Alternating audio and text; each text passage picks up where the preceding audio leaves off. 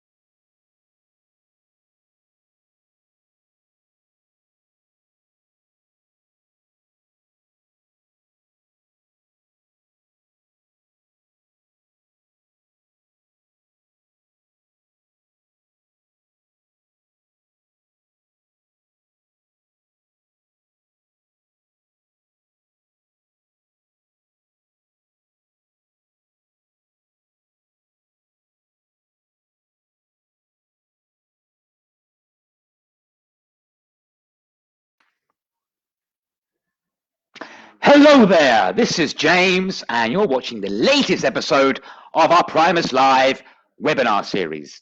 Now, before I introduce you to my very special co-host and we discuss what topic we're covering today, do remember these little live streams are for educational purposes only, and in no way whatsoever should be taken as advice. I always suggest you do your own research and do your own due diligence, easy for me to say, and of course, the risks at hand before entering any trade. Now, my co-host really doesn't need an introduction because you know her already. And anyway, but I will do it anyway because it's the format. My co-host, of course, is Kaya. She's our senior market analyst here at FX Primus. Now, before we were lucky to get her, she worked as a portfolio and investment manager with exposure to both public and private capital, or private markets, sorry. And she's also worked as an associate at a hedge fund in Singapore, and of course, the vice president in Bank of America, Merrill Lynch. Welcome, Kaya. Kaya, my love. How are you today? Yeah. How are you doing? I'm Good to see you again. What's that, sorry? Good to see you again. It is always, the pleasure's all mine. The pleasure is always all mine. But I'm doing good. We're back in the office today for this episode. So this episode, but again, like Cyprus, like most of the world, is sort of in a lockdown. So exceptional times. It is indeed incredible times, and it's only how many days into 2021? 13 days in so far. So, wow. Now, obviously, we've got a big topic to cover as usual a little bit later. But before that, should we have a sort of little recap of what is happening around the world? Sure. So today's topic is about candlesticks. So we will spend good 15 minutes talking about technical analysis. But before we go into the topic, we want to cover global markets. So there's so many things that have happened during 2020, and we've come to a quite exceptional point, I would say, and a few data points we would like to share with our viewers today. So with no further ado, let's go into our presentation. James, feel free to jump in with any questions, any comments at some point. We have quite a lot of slides to cover, so I'll try to be brief. So we can't start any presentation without mentioning COVID-19. So as of today, we have 91.4 cases. We have about 2 million deaths. US still leads, about 23.1 cases, and they have about 385,000 deaths. I would like to point out that US recorded 6.3 million new cases in the month of December only, which means that 1/3 of their overall cases actually came from December. So which means that in the US, COVID-19 is actually growing exponentially. Another interesting data point about US is that during World War I, US lost about 116,000 people, mostly soldiers, non-civilians. During Second World War, US had about 295,000 casualties, and COVID-19 has taken almost 400,000 American lives.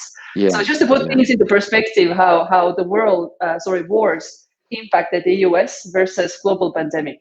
Absolutely. I mean, the number is frightening, really, if you think about it. It's really scary, isn't it? Oh, for sure, and especially for such developed country as the States, with very developed medicine and healthcare, to come to this point, it's honestly, it's a shame. Yeah. It is.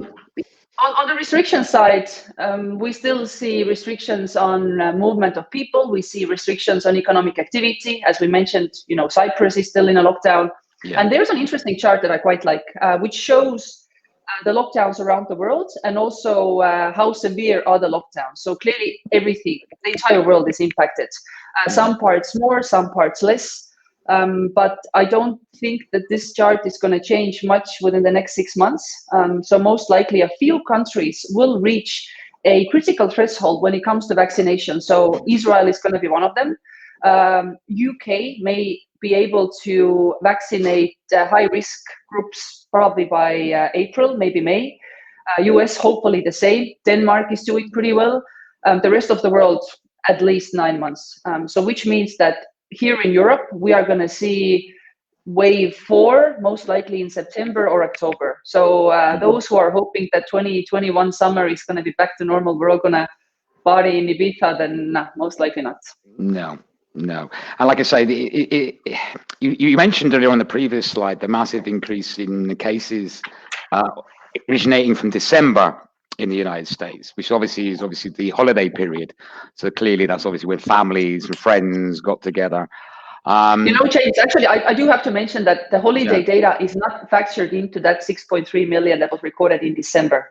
So we don't have the implication from holidays in data yet. Most likely within this week or next week, we're gonna start seeing that factoring in. Okay, so we see maybe more of a scarier number then, a lot scarier numbers. Unfortunately, I would say yes. And again, if we talk about the civil unrest that's been taking place in the States, last week, and it's continuous. I mean, it never stopped. It's not to the same extent as it was last Wednesday. However, FBI has said that they are expecting civil unrest in 50 states. So there will be people gathering, most likely people who don't want to wear a mask. So I think in US, it's going to get worse before it gets better. Yeah, totally. There's a big concern. The FBI, like you mentioned, is very concerned about the 20th, isn't it? When Biden, obviously, very scared about that. But interesting times. Interesting times. Yes. James, I also want to cover a couple of points on US economy. And why we focus on US is that the US is the biggest economy in the world, still is. China will probably replace US within the next decade. We can't get around when we talk about economic recovery, always has to be about US. So what we're seeing in the States right now, we see the blue wave taking place, which means that the Democrats are in control of the Congress. They have the Senate, they have the House, they have the presidency. But for far-fetching policies, they would still need sometimes a supermajority in the Senate, which is very hard to get. But also within the Democratic Party, you have a lot of centrists, those that don't want to go into fiscal extreme and spend trillions of dollars, quoting Joe Biden at this point. So chances are that very extensive stimulus packages actually may not get approved.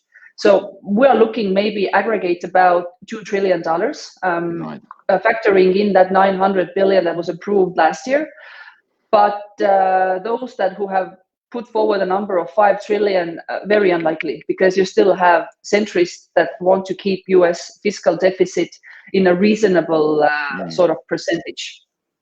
However, the Fed is still pumping in money. So Jay Powell has committed pumping in at least 120 billion each month, which means that the Fed is buying US Treasury securities and also mortgage-backed securities. And they are keeping the interest very low. I mean, they use the term lower zero bound until 2023.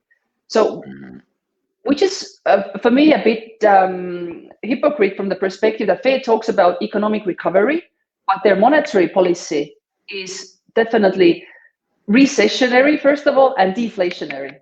So their monetary policy is not reflecting any recovery at this point. GDP growth is expected to be 3.3%, factoring in that 900 billion stimulus that was approved last year. If we get any further stimulus, GDP growth can go up to 7%. And I'm quoting here Rosenberg Research. Without the stimulus, we would have seen flat GDP growth in 2021 for US. But yeah, 3.3 is pretty good, I would say, after such unprecedented year as we had in 2020. It's extremely sort of optimistic number, isn't it? Really, bear in mind that what we went through last year, unprecedented events, and what we are still going to go through this year. At the beginning of the year. So that is pretty. If they hit that, then that's pretty impressive, then, isn't it? Oh, for sure. And we will talk about US GDP, I think, in detail, maybe some other day.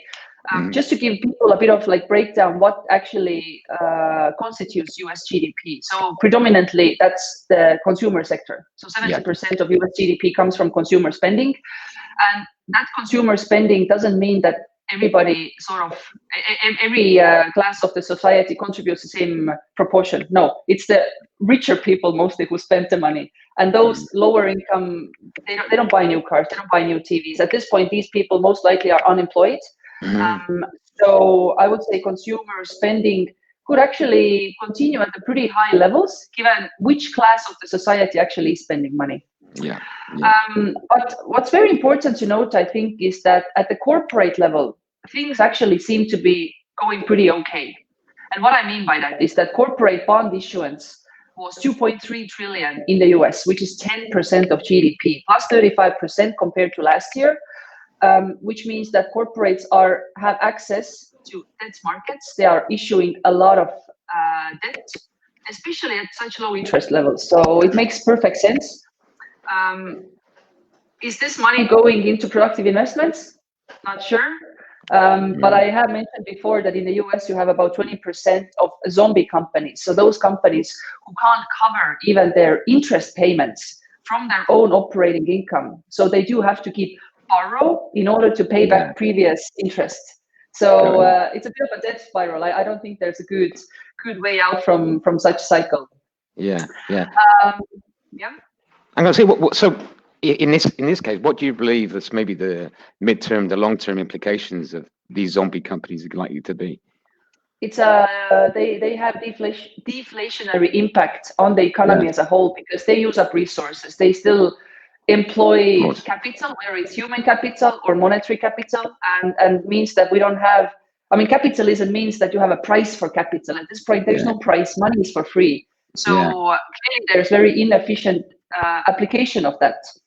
Until those zombie companies operate, they will continue to push prices down, and we will have, I would say, very skewed economic recovery and economic growth. Money is not going maybe into innovation, most efficient way of manufacturing or producing things. So, I mean, good example again, perhaps, I mean, we talked about before is the Hertz company. So the fact that they were not able to maintain cash flows or cash balance to survive 6 months means that this company should not even operate. This is not a acceptable way how to operate in the period of capitalism. Right? It's not socialism, right? It's not like government paying everyone. Exactly. So it's deflationary impact from zombie companies. I do want to point out as well that this year these SPACs have gotten a lot of attention, which effectively are a special purpose vehicle designed to raise money from a primary issuance of equity. They've really taken off. So this year it was 80 billion that was raised through 100 different SPACs, and it's effectively a blank check given to a company. Here's your money, do whatever you want with it. IPOs were able to raise 167 billion this year. The previous record was in 1999, and that was 108 billion. So you see again the growth. It's parabolic, I would say. Yeah, very much so. When we talk about the credit markets, again, data point we have mentioned before is that there's about 18 trillion worth of negative yielding debt globally. Negative yielding debt means that people actually pay in order to have the privilege of borrowing money. So basically it means that your principal is safe and you're paying for that luxury of having your principal safe. It's quite mind-boggling, actually, phenomenon that we haven't seen ever in the history before, except for the last 5 years, maybe 10 years. And also 2/3 of global investment grade debt is trading below 1%. And investment grade really means the safest companies, those with maybe up higher than BB rating. So those that will never, it's a bit maybe too much to say, but those who are not likely to go bankrupt, it's yielding below 1%. So there's absolutely no way to get a safe yield at this point as an investor. You are forced to go into equities. You are forced to take positions in risky assets. And that is one of the reasons why you see Bitcoin going parabolic again. Yes.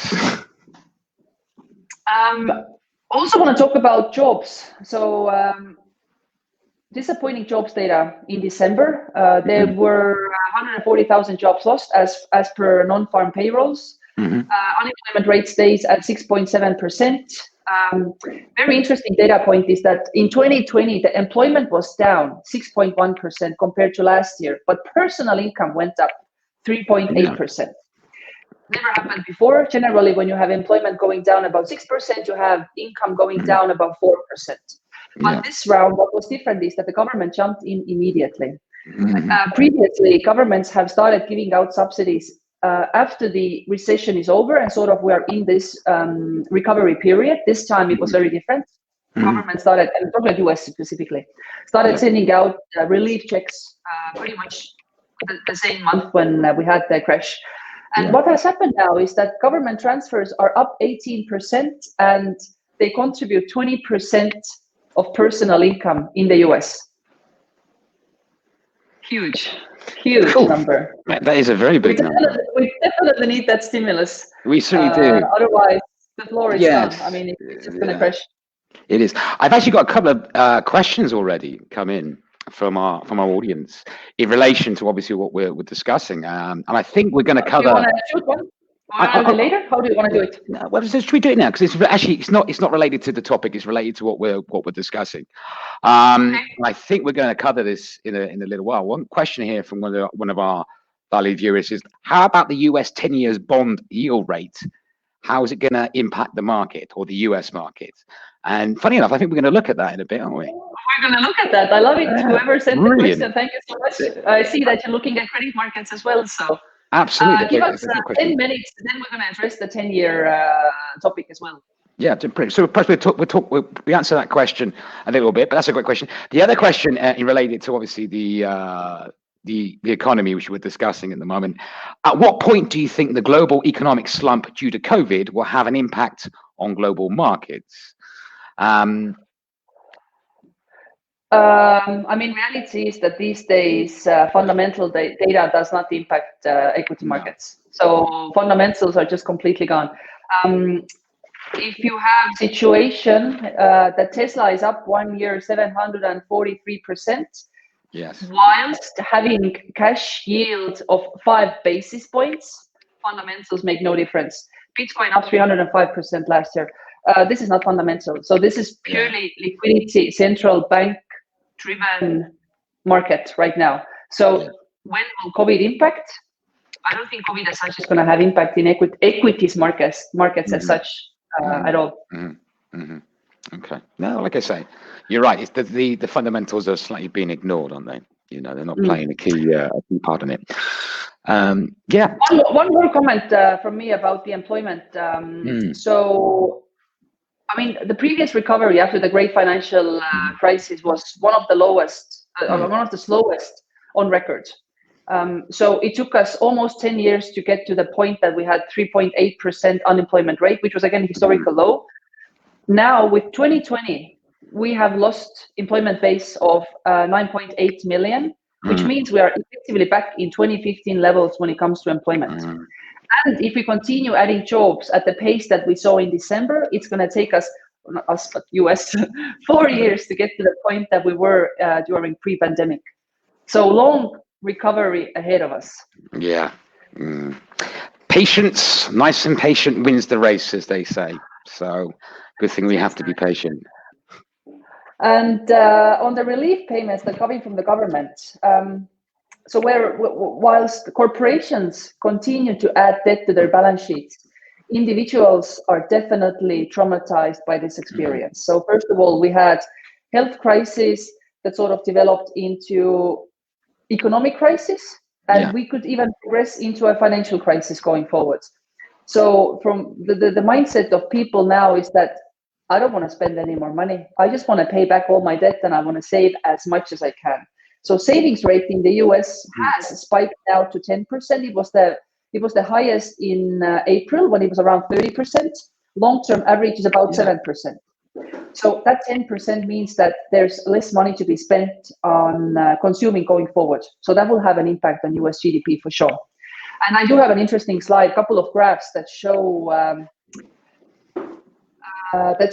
how the corporates on the left-hand side have been adding debt. So non-financial corporate debt to GDP has peaked. It's currently about 57%. And you can see, different events that have happened historically, I think dating back to 1954.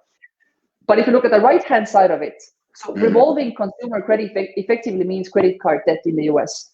Right. That's going down. So the corporates and individuals are taking completely different views. Corporates are trying to add debt whilst individuals trying to repair their balance sheets. Okay, that is quite a dramatic drop actually on the consumer credit up you're mentioning. So the public are being good people and being sensible, whereas the corporations are trying to inject much steroids, so to speak, into their business. That is interesting. I mean, I guess you have to think about also what is the charter of a public listed company. Unfortunately or fortunately, the primary problem that a public company trying to solve how to maximize shareholder value. Yes. it's not about how we're going to make the society better as a whole, although you do have some slightly more progressive CEOs, such as Salesforce, for instance. So they actually try to improve the community and the society as a whole. But predominantly, if you have to maximize shareholder value, then of course you're going to take on as much debt as you can and maybe buy back shares on the market, because then your share price goes higher and effectively shareholders should be better off.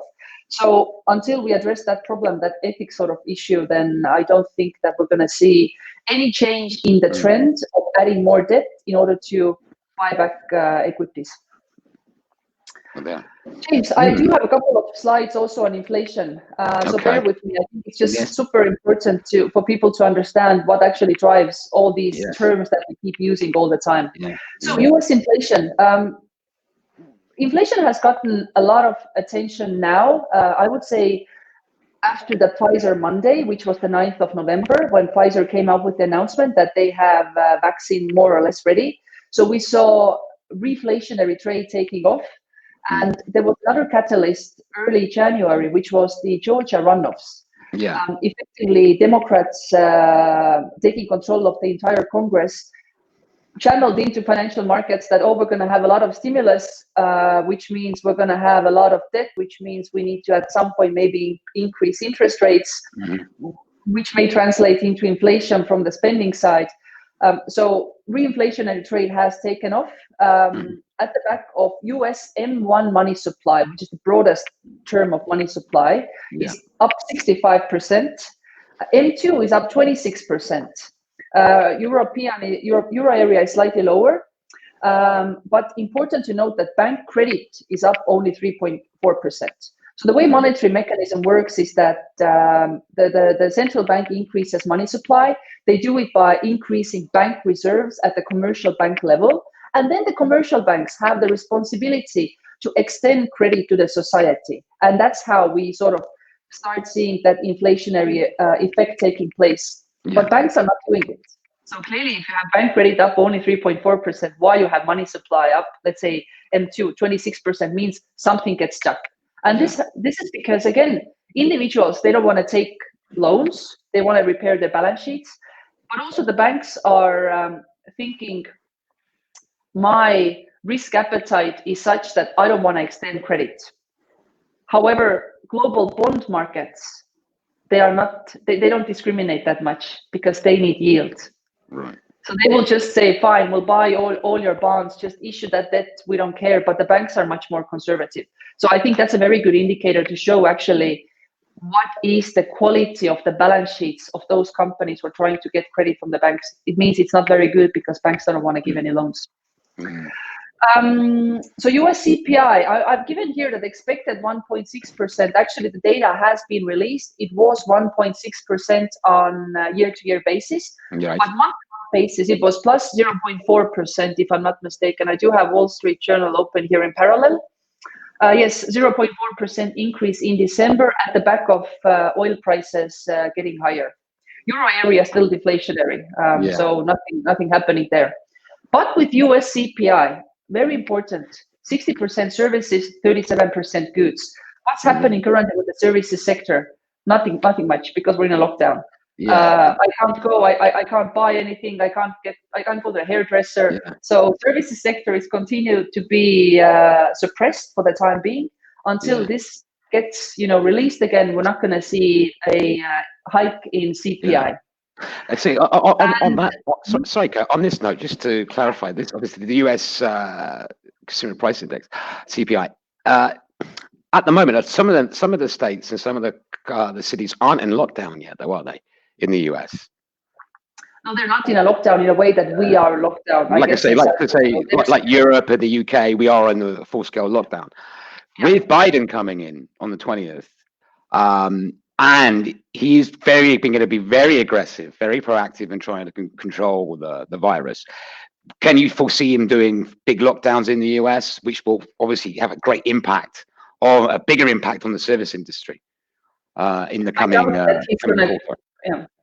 Sorry, I doubt he's going to take the path of imposing very wide lockdowns, because I think the civil unrest situation is very sensitive in the US. I think you can just throw a match and it's just going to explode. So I think Biden really has to be careful how he's gonna play the lockdown versus economic restriction. But of course, he can just give very strong guidance about wearing a mask and having social distancing and all these things. But U.S. being a federal country, every state has a lot of autonomy, whatever they want to do. So I think it comes down more on the sort of state level how they want to tackle this issue. James, look at the graph I have on the left-hand side, which shows the components of CPI.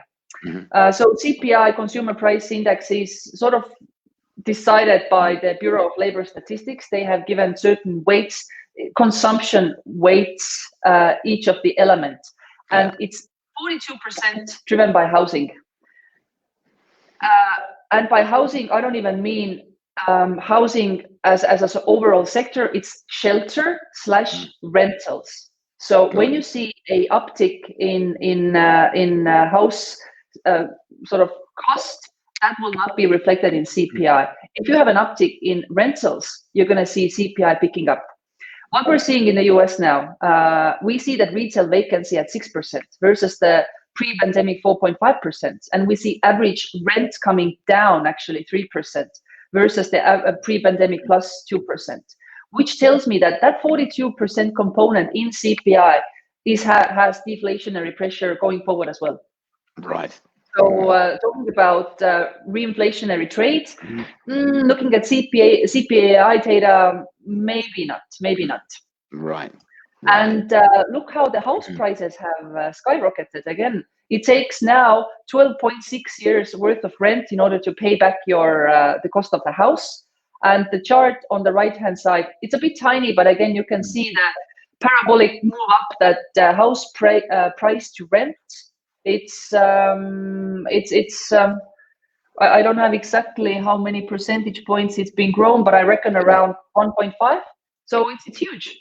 It is huge. It is huge. Again, there we go. See again, no fundamentals in place again. It's ignoring it. No fundamentals in place. Totally this is one of my favorite two charts. It shows M1 money stock and M2 money stock in the US. Yeah. No point to go into details, but just look at this chart. Yeah. It's almost as the chart that shows the use of word unprecedented in 2020. Completely unprecedented because it went up like this. So skyrocketed. Parabolic moves. Mind blown. It is mind blown, as they say. Very good. Mind blown. Yeah. So should we have a quick look at some before we go on to the topic, obviously, which is candlestick pattern? Should we look at some charts? Have a quick look and see what's actually happening in the market. Yeah. So we have a few things we want to show today. So what shall we? Let's start with 10-year yields because we had a question about that. Yeah, a brilliant question about that. So for those who don't know what 10-year yield is, effectively that's the price of credit of U.S. Treasuries, which is which represent the deepest and the most liquid asset class globally. It's the debt U.S. government issues. So, I mean, in theory, they will never go bankrupt because they have the reserve currency. This is used as a benchmark to price everything. Your car loan, your student loan, your credit card debt, everything has a component of this particular interest rate. Now, 10-year yield also reflects the inflation expectation within certain time frame. The higher the inflation expectation, generally the higher the yield, because if inflation is really high, the debt loses value fast. So if inflation picks up, the value of debt goes down, and then the yield goes higher because yield and price have an inverse relationship. Yes. So if you look at this early 2020 here, we see that the 10-year yields completely collapsed. So we were at around 1.9%, which was, let's say, December 2019. Completely collapsed. The lowest we touched was 35 basis points on the 9th of March. Then we had a bit of a spike here, early March, and that was because U.S. credit markets just completely froze. We discussed this during our previous live. I think there was absolutely no bid for U.S. Treasury. Completely, again, unprecedented event. Yeah. And since then, the yield has been trading below 93 basis points for the longest ever.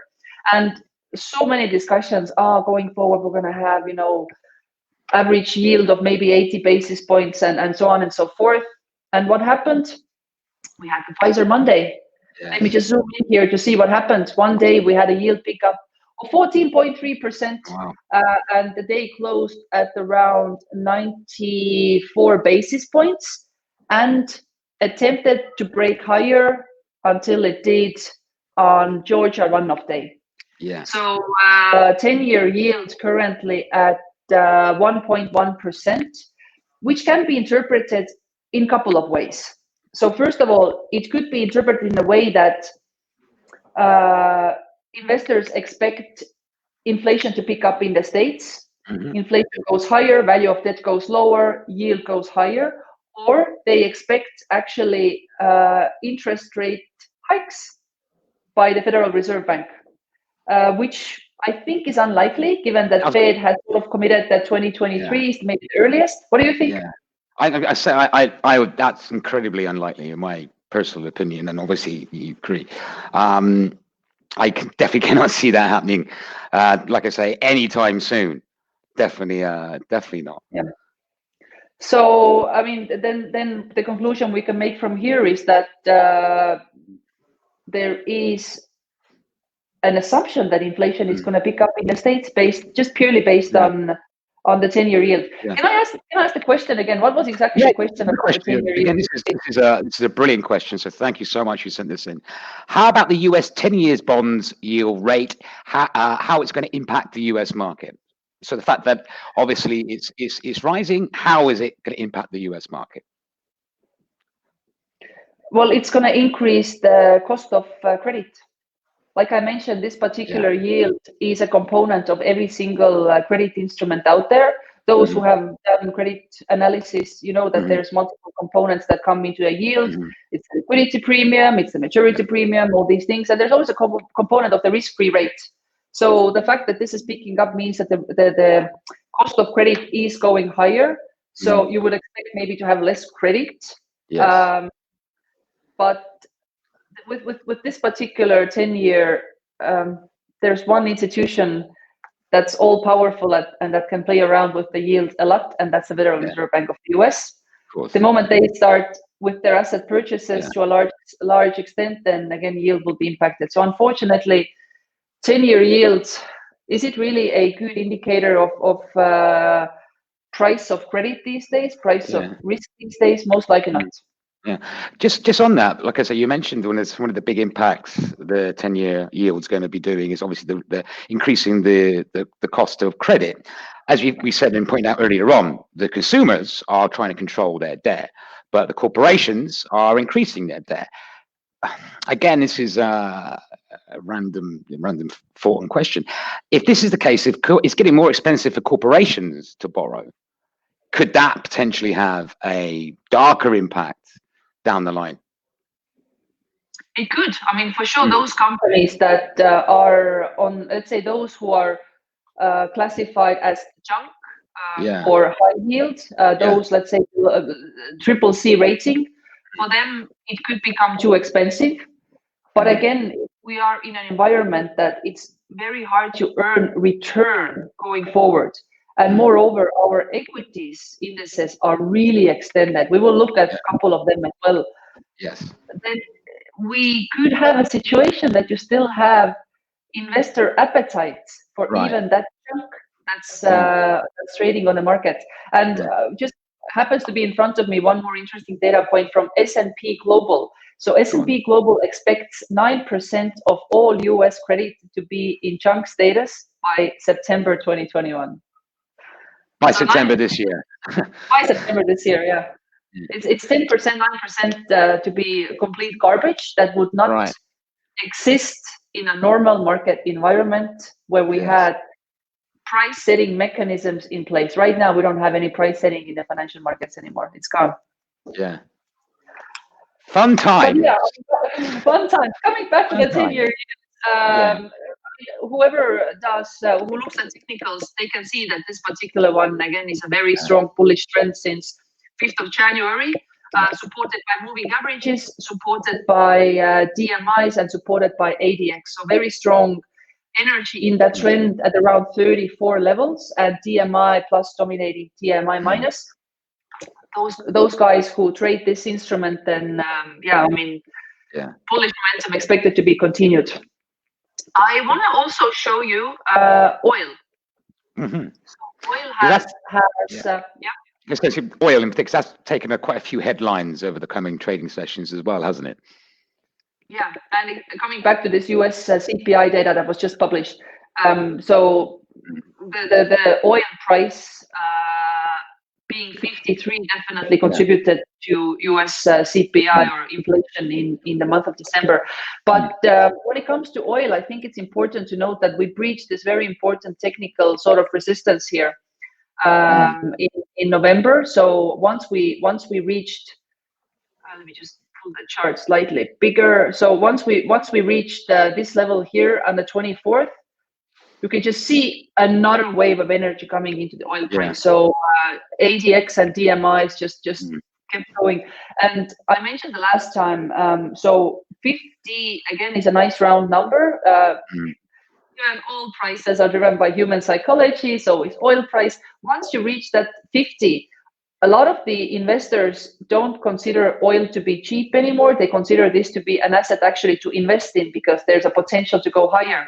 So you see a lot of portfolio managers allocating actually into oil and related products again. So you see capital flows going into oil, and oil being supported also by fundamentals. So Saudi Arabia is cutting their output, I think, by 1 million barrel per day. So pretty huge one, I would say. And they're doing it on their own without OPEC. So again, showing that there is a floor now on energy prices, and there's a polar vortex happening in the northern hemisphere.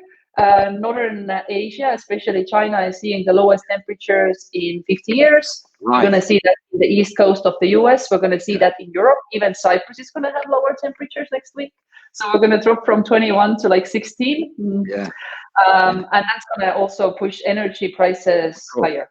Of course it will. When it comes to oil, I would just say that, we are really much testing the higher Bollinger Band resistance level here. So most likely there could be a pullback at some point because the price is quite extended. But yeah, I mean, the energy in that momentum is really strong. So ADX is currently at 44. I do see that RSI and stochastics are both overbought, but again, you can't underestimate when you have this strong momentum going on, then overbought levels can actually extend for multiple periods. Yes, of course. I'm just going to jump into US dollar. Dollar index, yeah.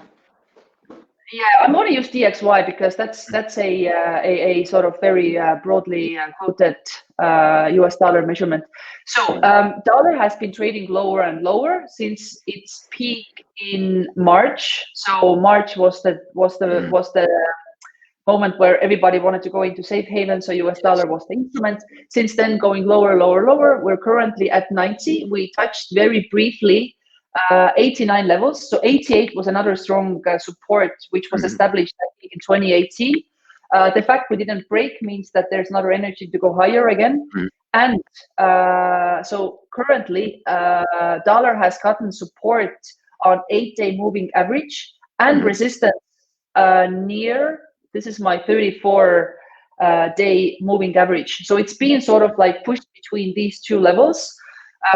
Looking at other technicals, it's actually very hard to say where US dollar is going to go just purely based on this, because ADX is currently at 21 and DMI plus DMI minus between 16 19. Very weak signal quality, I would say. So I can't read much from this. Looking at moving averages, 8-day, 21-day have converged sort of into one. So dollar could consolidate actually at this point. Okay. What do you think? what do I think? Like I say, well, like, as you pointed out back in the peak was back in March last year, where the first lockdown was obviously occurring because obviously the hunger for safe havens. But what we've been seeing, as you rightfully said, the market is still very optimistic and ignoring fundamentals such as second lockdown, third lockdown, fourth lockdown. So the need for safe havens at the moment seems to be waning, so to speak. It's not much demand for it. So though we might see a bit of maybe a short-term, bounce back for the dollar index, I'm still, again, not market advice, of course. I'm still pretty much bearish on it because I say, as we've rightly said, the market is sort of ignoring those sort of fundamental aspects currently. Yeah, I agree, and really depends how the market is seeing Biden stimulus impacting economy as a whole. So if they're betting on the economy really to take off, if they expect 7% recovery, let's say in 2021, you can actually see dollar strengthening because you see capital flows going into the US. However, if you see inflation expectation picking up, then you would see dollar actually going lower because nobody wants to invest in currency that's going to sort of lose value over time. True, very true. Very true. Could you just move a little bit closer to the laptop, to the camera? So my producer in my ear saying we need to see more of her because she's, so brilliant, perfect. Thank you. What's the next thing you want to look at? I would also show you Russell 2000. Russell 2000 is interesting one again because it represents 2000 small and mid cap companies in the US. So these are those companies that benefit from government stimulus. That's one thing. And secondly, they are not that dependent on global capital flow. So they really need, economy to function in order to have some sort of, income. Look at the recovery since March lows. I don't know if you can see the percentage, 115%. So Russell 2000 has actually picked up 115% within 9-month periods. And when it comes to being extended, now Russell is like the best example of an equity index being completely extended at this point. It's been testing the upper Bollinger Band level since Pfizer Monday. It got a very big boost here on the Georgia runoff day when it actually picked up 3.9% or 4%. And the energy is still there. The energy is still there. Look at ADX and DMI. So Russell seems it could be performing well for the next 3 to 4 months, maybe. Very much so. Very good. So again, still optimistic, still bullish with the Russell 2000. Excellent. Yes. Excellent. I mean, the capital markets are showing us definitely reflationary trade has taken off. Investors are betting on inflation to take off. U.S. economy recovering faster than it was expected at some point. Yeah. James, I think, I could speak about markets forever, but I think we have to cover also the topic about candle charts. I was going to say, let's go in and cover today's topic because like I said, that's a lot of. I know we could talk forever about the markets, and to be honest, I could sit here and listen to you all day about the markets. So, but yeah, let's move on to the topic today, which of course is candlesticks and why they matter. Take it away. Sure. So, everybody saw a bunch of candles on my charts just now, right? So, what is a candlestick? So, candlestick effectively is a visual representation of a price movement. Yes. Originated in Japan, like many great things such as sushi, and already in the 18th century. And it actually shows how the price sort of reacts within a certain time frame. It can be daily, it can be 30 minutes, it can be 1 month, depends whatever time frame you're looking at. And it's actually very informative. So it shows you the open, it shows the close, it shows the high, it shows the low. So it's the wick that determines what was the sort of amplitude or the range of trading within the day. And the color of the candle shows if the price opened or closed lower. So I like to use red and green. Some people like white. Some people like blue and yellow. Depends. What do you like? What's your favorite? Again, I'm traditional, so I am green and red as well. But I say one of the things I think why candlestick patterns of candlesticks in particular are so popular is because they're very visual, aren't they? It's a very good way of representing what's happening in the market in a visual form. Because you have the obviously line, you have bar, you have many other different ones, but nothing quite sort of gives you the right sort of amount of information in such a visual format. So I think this is obviously why candlesticks are so popular. Certainly with forex traders in particular, definitely. And again, one of the questions I get is like, so how is this candlestick supposed to show me like anything about the market as such? But again, everything is driven by humans. I mean, even if it's algo trading, it's still programmed by human being. And human psychology is such that at some point it's the fear or the greed that's going to kick in, right? If the price drops too low, somebody's going to be greedy. If the price goes too high, someone's going to have fear kicking in. So the candle actually shows where does this collective fear or greed take over. So it's very easy, and us humans, we are visual creatures, right? So that's our main source of information, just looking at something. And again, when we talk about the technical analysis and candles, it's never certain, but likelihood of certain things happening over and over again is pretty high. We've seen this, looking back, how price reacts to certain stop losses or certain price points.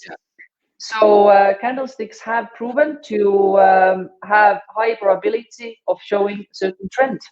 They do. And like I say, the other popular reason, and this is really why the topic of today, is they can potentially give us indications of where the market may go.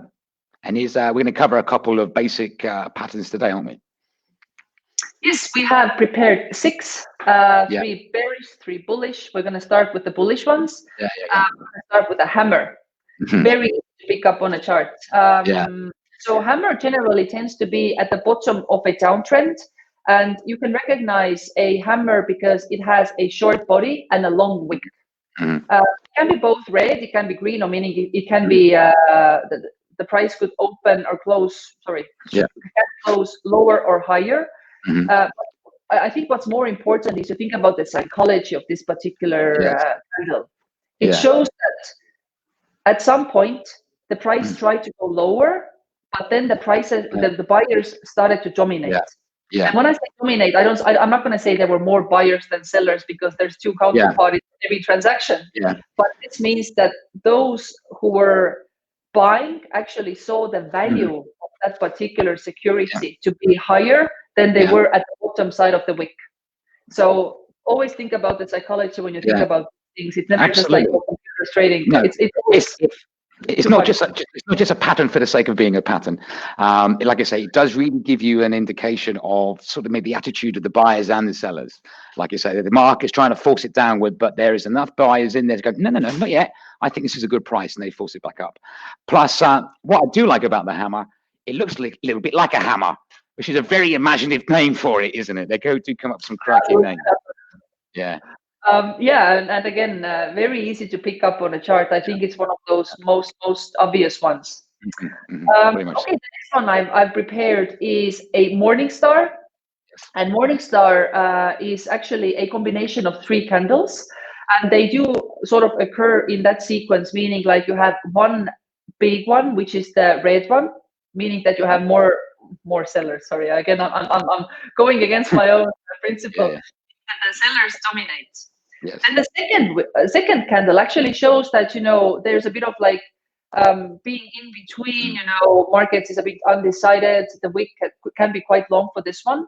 And then the third one, actually, buyers are able to dominate the price. They determine what should be the market value for particular security, seen as a sign of hope. And generally the direction is bullish, so upward trend follows a morning star. Got you. The saying that basically the market sentiment is changing to more bullish than bearish previously. The bulls are taking over.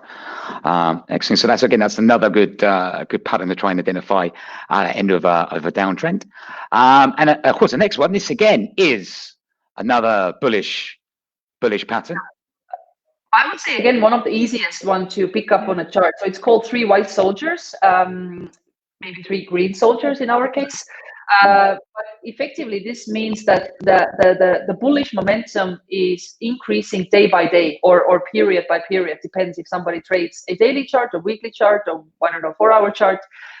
3 period pattern, long bodies, small wicks, body is increasingly growing higher and higher. And this is very strong bullish sort of pattern. If you see this on a chart, I'm not going to say go and enter the trade.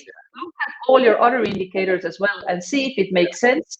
But I would say candles are a good way to confirm a thesis. So if you have a thesis, everything ticks a box, and then you look at candles and they confirm, I think that's like the icing sort of. Looks great. Exactly. Again, right, brilliant. We've got a couple of bearish patterns as well, haven't we, I believe?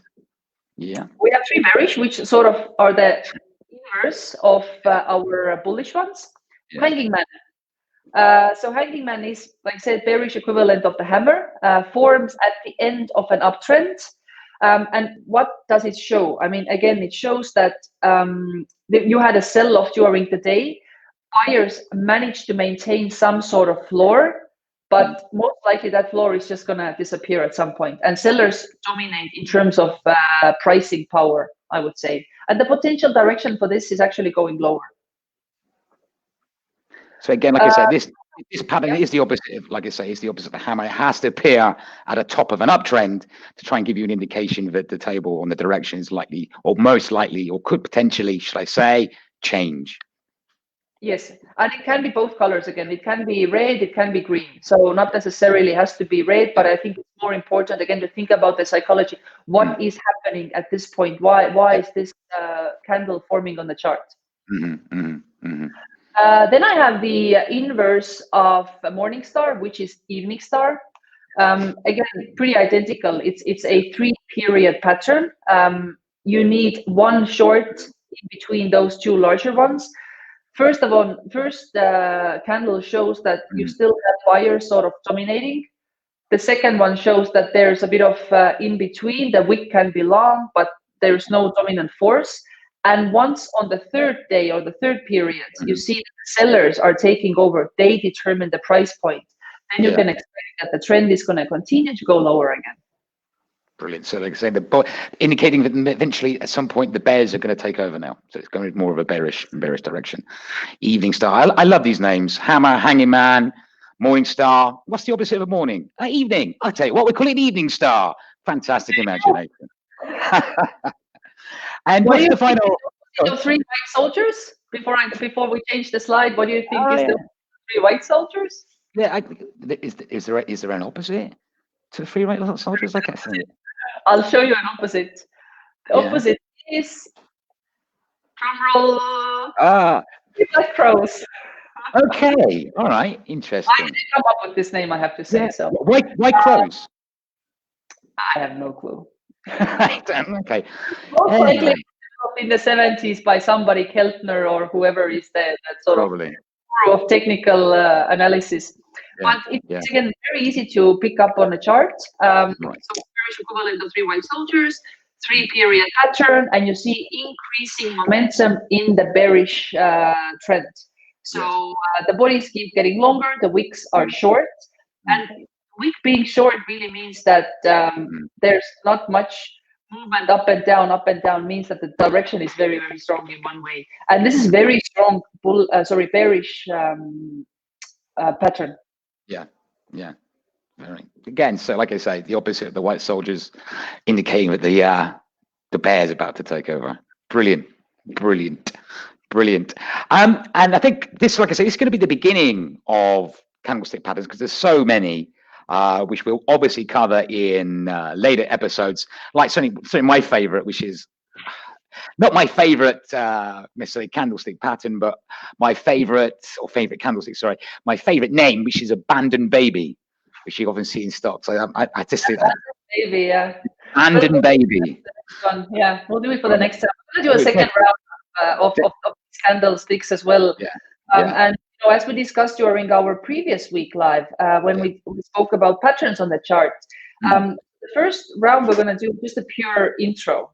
What are patterns? What are candlesticks? We're going to do a round 2 with both of these, and then we're really going to show the application on a chart. Meaning that we will prepare a few sort of real-time examples, and we're going to show how does the candle look, and did the price actually react in a way that was expected. Sometimes it does, sometimes it doesn't, which is okay, because not a single technical indicator should be viewed in isolation ever. So it should be like a whole package, part of the thesis, and then those components, either they confirm your thesis, or they're going to reject that, overrule that.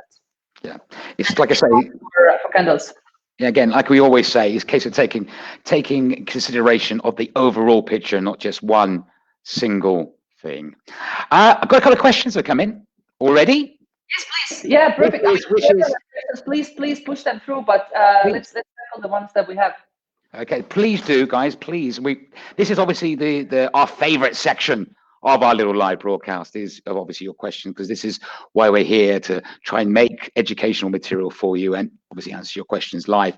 Now, the question I have here is, which time frame provides the best accuracy when predicting the market? So again, it's a time frame question. It's a great question, because coming live in 2 weeks is going to be trading time frames. We're going to talk about focusing on different time frames, but there's no best time frame. It depends what is the level of engagement you want to have with your charts. And what I mean is, if you're a day trader, then of course you're going to look at maybe either 30-minute chart or 4-hour chart or 1-hour chart, which means that you have to look at the relevant candlesticks for that particular time frame.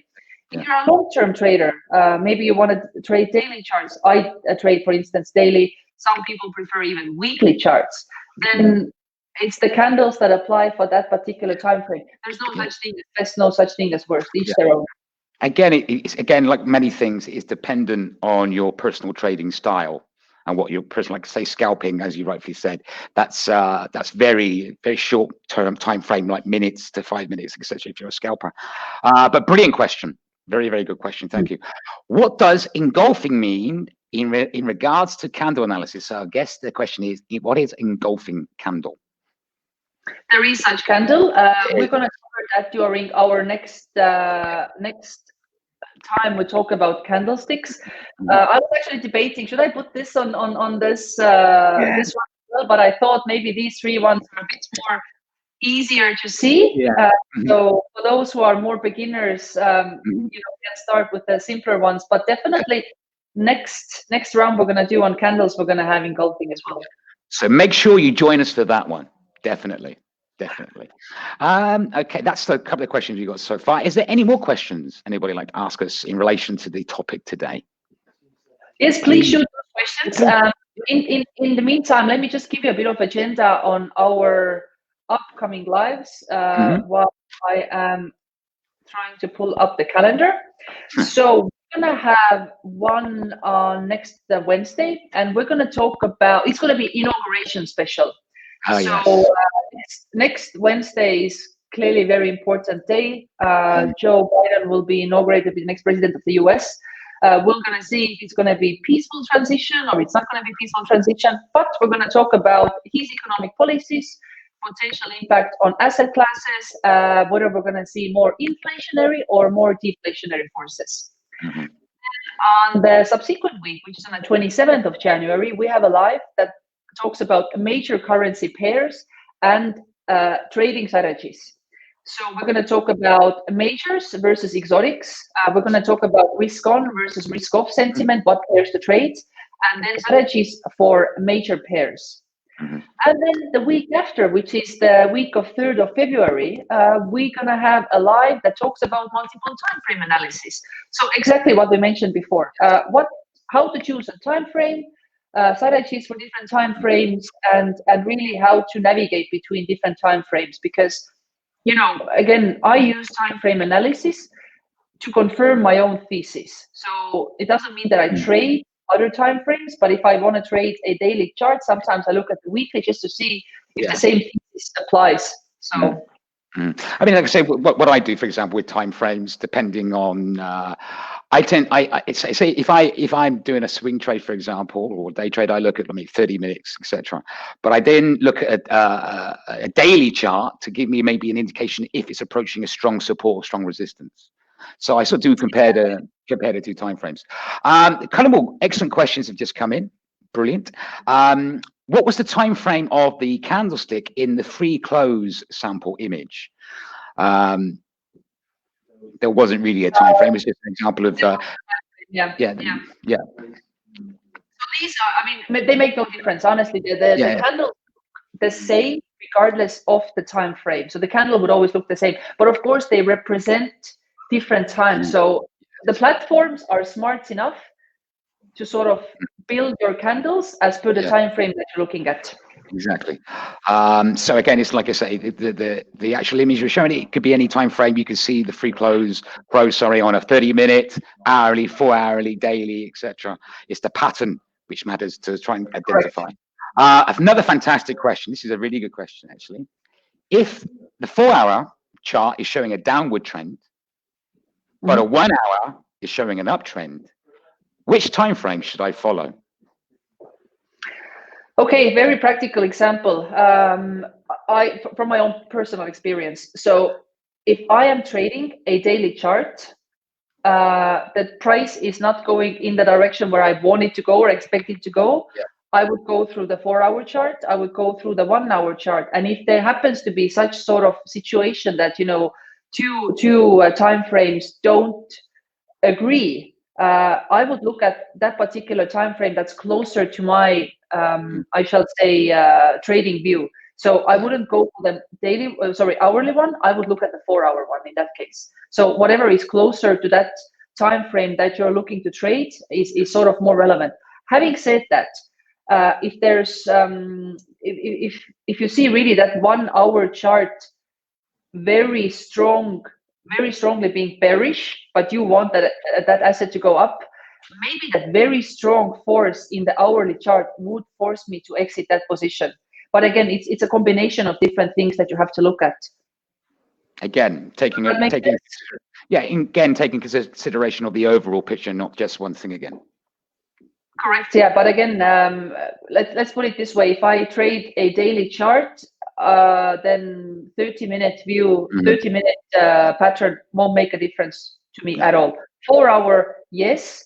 1 hour, maybe not that much. So whatever is closer to the chart that actually, you know, is the underlying for your thesis makes the bigger difference. Yeah, totally. Excellent. That's again an excellent question. And don't forget, like I said, we do have a Primus Live episode relation to timeframes coming up soon. So certainly join us for that one. Okay, that's all the questions we have today, my darling. But they were absolutely brilliant. We had, as always. Fantastic questions, absolutely brilliant. So thank you so much for all those individuals who sent your questions in today. Like I've mentioned, it is the highlight of our little show, and this is what we are here for. We're here to try and educate and help you exactly what you need. Please, at the same time, please keep the feedback coming in, and any suggestions of any topics you may like us to cover in the future. On that note, Kaya, would you like to say goodbye? Thanks everyone for joining. We'll see you next Wednesday, same time, when we talk about Inauguration Day. Thank you for joining. Big one, that one. All right, ladies and gentlemen, once again, thank you so much for joining us today on our latest Primus Live episode. Now, remember, these little episodes of ours are for educational purposes only, and in no way whatsoever should be taken as advice. I always suggest you do your own research and do your own due diligence, and of course, know the risks at hand before entering any trade.